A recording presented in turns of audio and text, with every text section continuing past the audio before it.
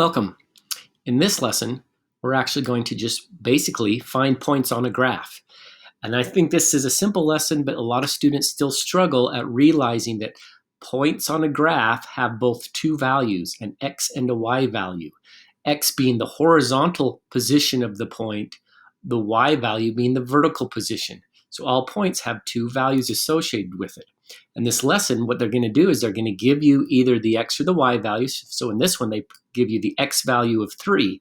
So what that means is I'm going to go horizontally over till I get 3 on the x-axis, but then I have to go up or down until I find the actual graph, the line, and I say, okay, that x value is 3. What's the corresponding y value that goes with it?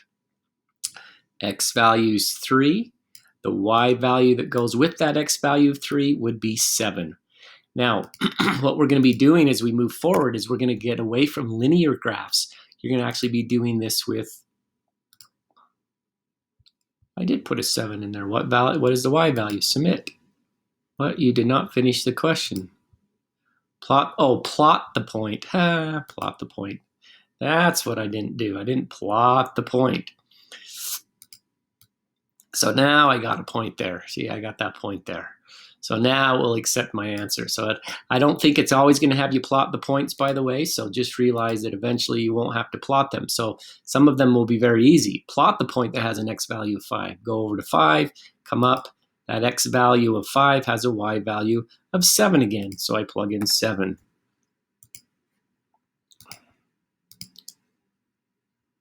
I'm going to jump ahead because, like I said, we're going to get to functions that are not linear, and they'll probably give you some where they give you the y value and you have to find the x value. Wow, so far they're all linear. X value of -9, come down here to -9. See, I don't have to actually plot the point now. I don't plot the point. I just have to say what is the y value for an x value of -9. So it has a y value of +7. Wow, they sure use 7 a lot.